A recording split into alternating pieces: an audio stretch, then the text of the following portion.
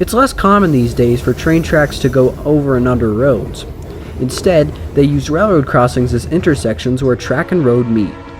As well as allowing both trains and cars to pass each other safely, usually without incident, they also serve as a common rail fanning spot for people to watch trains passing by. You'd think that with all the equipment at those intersections, people would know when to stop for a train, but you might be surprised to know how some crossings don't even have any equipment at all, let alone how some drivers just decide not to check for trains before traversing such crossings. Those two factors combined can create fatal accidents, and there was one such accident 2 years ago that showed how dangerous unprotected crossings can really be. On June 27, 2022, Amtrak train number 4, the Southwest Chief, was traveling from Los Angeles, California to Chicago, Illinois, with a crew of 12 and 271 passengers on board. The train consisted of 2 P-42DCs, 133 and 166, a Viewliner baggage car, and 7 Superliner cars, which were 2 sleeper cars, a diner car, a lounge car, and 3 coaches, one of which being a coach baggage hybrid. Today, the train is packed, and some passengers are forced to store their baggage in the lounge car once the baggage cars fill up. As the Southwest Chief passed through Missouri, the trip was going relatively smoothly, besides being 4 hours behind schedule. But further down the tracks, trouble was already brewing. Meanwhile, a 2007 Kenworth dump truck owned by MS Contracting was approaching a railroad crossing in Mendon, Missouri. Behind the wheel was 53-year-old truck driver Billy Dean Barton II. As he approached the crossing, he saw no train approaching, so he continued on. As the Southwest Chief got closer to the crossing, the engineer sounded 133's horn, but for reasons unknown to this day, Barton didn't stop the truck at the crossing, instead crossing right in front of the Southwest Chief. Realizing that the truck wouldn't make it across in time, the engineer put the train into emergency braking, and just as the dump truck was almost across the tracks,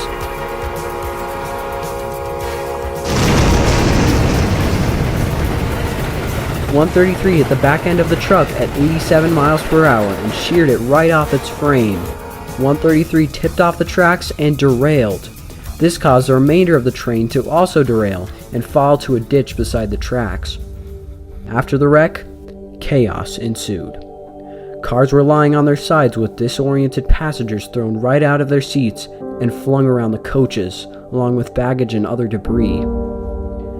Before rescuers were able to access the remote area, a group of Boy Scouts from Wisconsin provided first aid to multiple victims. One even stayed with the truck driver, comforting him up until his very last moments. When rescuers arrived, they rushed to the aid of many seriously injured passengers who were unable to exit the tipped passenger cars. Luckily for rescuers, despite the truck releasing an unknown amount of fuel, there was no fire.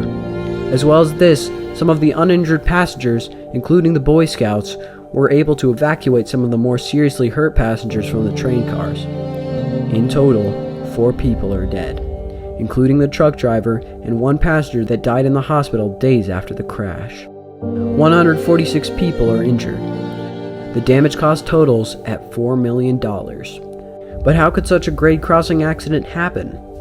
Looking at the video recorders of 133, as well as multiple witness accounts, the derailment was in fact caused by human error. Barton clearly wasn't able to acknowledge the indications that a train was approaching the crossing, making him solely at fault for the accident. But that's not all. The NTSB immediately noticed the lack of warning equipment at the crossing. Most railroad crossings in the United States are equipped with flashing lights, bells, and gates to make sure that all drivers are fully aware of when a train is approaching. But some crossings, especially those of which are on private roads, are only equipped with crossbucks and stop signs. The lack of appropriate warning equipment was a major contributing factor that led up to the derailment. They also found that while waiting at the south side of the crossing, a driver would have to lean forward in their seat to see an oncoming train, due to a pillar obstructing their view. As well as this, a few trees located nearby the crossing were also found to block the view of the drivers approaching at the south end. On top of this, another MS Contracting driver who witnessed the wreck said that he usually wouldn't stop at the crossing due to the gravel being quote-unquote spongy, making it difficult to reaccelerate afterwards. Even with all of this evidence, the NTSB still decided to blame Barton, as he still should have been able to hear the train horn and stop his truck before the crossing, even if he couldn't see a train coming. They concluded that he either tried to beat the train or simply didn't hear the train horn leading up to the accident. This wreck also helped shine light on an issue with Amtrak's Superliner cars. It turns out that when the train derailed, some of the doors and windows in the cars were busted open, which actually resulted in 2 passengers being asphyxiated by a pile of debris that had gotten in through those weak points. After this factor was pointed out by the NTSB, Amtrak has taken actions to prevent such an issue. As for the crossing, it and others like it nearby were closed for good, and as of today, people are still working to redirect these private roads through grade crossings with the proper equipment. It's said that Missouri is planning to spend over $50 million closing and redoing railroad crossings throughout the state to make sure that such an accident is prevented. P-42DCs 133 and 166 were towed away from the crash site and put into storage after the wreck. They're still in storage as of 2024, and although I hate to say it, will likely be scrapped in the following years. It's been 2 years since the accident, and there are still plenty of crossings out there that are either neglected or unequipped, which result in hundreds of grade crossing accidents every year. But recently, people have realized the dangers of such crossings and are working to prevent these accidents from ever happening again.